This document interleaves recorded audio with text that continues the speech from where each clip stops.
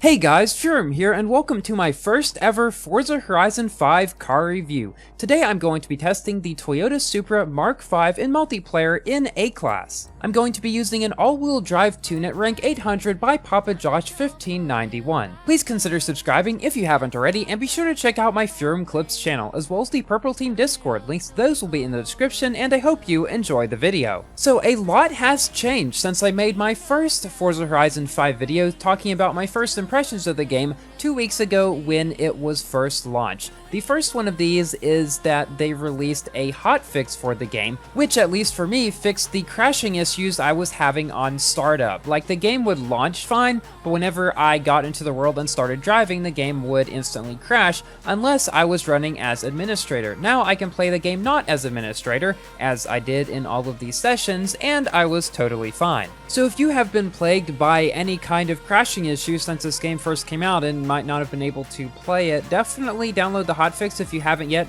Try it out again. Hopefully all or most of your issues will be fixed. Now I'm speaking specifically about crashes here. Some other issues, such as the connection issues, still persist, and they were a big factor in the not so amazing sessions that we had today. I generally am able to get in about 14 races in the span of an hour to an hour and a half in Forza Horizon 4 by doing 2 separate lobbies of 7 races each. That's typically how many we do there. But in Forza Horizon 5, there are actually no such thing as private adventure lobbies. And because of that, you cannot, like we did in Forza Horizon 4, just get into a lobby, choose all of the races ahead of time, and let the game teleport you from one to the other, just one right after one another, and it be really seamless. No, in Forza Horizon 5, you have to all get into a convoy, which is fine. But then you have to travel to each specific track that you want to go into each one separately, which isn't game-breaking by any means. I mean, you're still able to play races that way, but it just takes longer and is a bit annoying, and I would definitely prefer they bring private adventure back at some point. And I think they probably will. I just don't know why it didn't directly carry over from Forza Horizon 4. The biggest issue was the fact that a lot of people had connection problems, some people were getting kicked right as the races began, and Skipper, who chose the racetracks for us today, was having trouble getting them started. And oftentimes we'd have to be waiting like 10 or 15 minutes between races for them to actually work. Now, I usually choose the tracks. The reason why I didn't this time was because I didn't realize this, but until like 5 minutes before I was going to record races, I hadn't actually unlocked fast travel yet. And because private adventures aren't a thing, I have to travel to each track specifically to start it, which means I would be wasting a lot of time driving around the map in between races to get to the different tracks that I wanted to go to. So because of that, I handed off the reins to Skipper today. Now, after the recording session, I went off and unlocked fast travel. The way you do that, if you do not know, is by playing the first adventure in the street scene Horizon adventure thing that pops up. And after you play that, you'll be able to get access to the house that is all the way on the lower left of the map.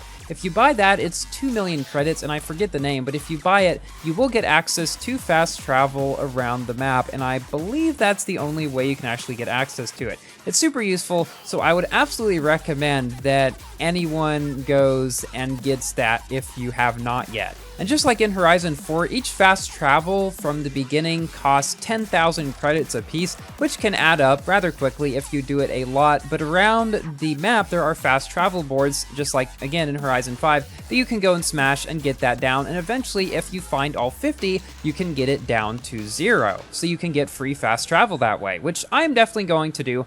I never actually went and got them all in 4, but in 5, if we're not going to have a private adventure and I'm going to be having to fast travel around a lot, that's definitely something that's worthwhile to do. Now, once we got into the races themselves, they went pretty smoothly across the board. Unfortunately, my recording did stutter at times, even after I restarted my computer, so I gotta figure out some other fix for that. I don't know why. Like, during this race here, most of the time it was smooth, but it did stutter a couple of times. In the previous race, it didn't stutter at all. In the next race, it's a bit more stuttery, But yeah, it was inconsistent, no idea why it's happening. If you have any idea, please let me know, but restarting my computer generally does seem to fix it. The Supra was a pretty pleasant car to drive, and it is quite good in A-Class. I don't really think it's a meta car.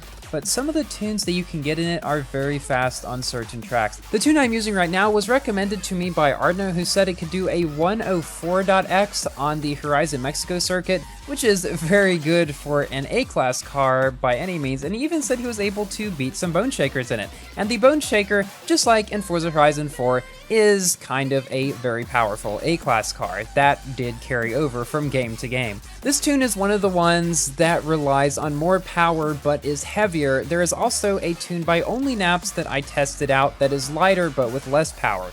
So that is really up to you. I enjoy driving in both of them, but the tune that I used the longest before this one was one of the ones that was heavier and with more power, so I decided to stick with this. And here we are coming up neck and neck with Meaty Potato at the end of the race, crossing the finish line almost neck and neck, and he does manage to get ever so slightly ahead of us on Riviera Sprint.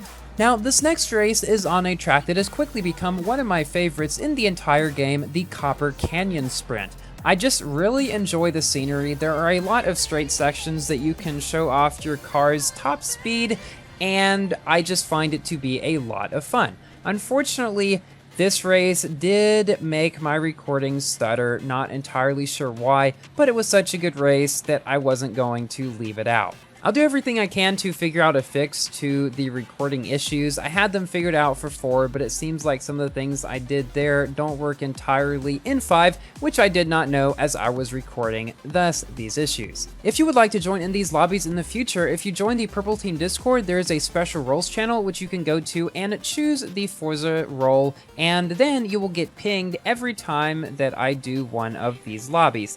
I'm not really sure if I can say lobby, since technically I can't really do lobbies, but I'm just going to continue to call them that because we just do a bunch of races in a row, testing in a certain car, and we just have a lot of fun. It's mostly pretty casual, even though occasionally some people do try hard, but for the most part, it's just for fun and to get a casual video out of. As to my own progress in this game, I unfortunately haven't had as much time to play it recently as I would have liked. With school and everything, you guys know how it is, but I've gotten through most if not all of the road racing section in the campaign, and I've got the Shelby GT500, which were my 2 main goals early on. I will be hosting a recording session every other Saturday when I am not streaming, so you can look forward to another one of these in 2 weeks from now, and definitely drop the cars down in the comments that you would like me to test. We already have some ideas, but I'm really curious to know what you guys might want to do. I want to, again, probably primarily test Asphalt 8 and 9 cars, but I'm open to other ones.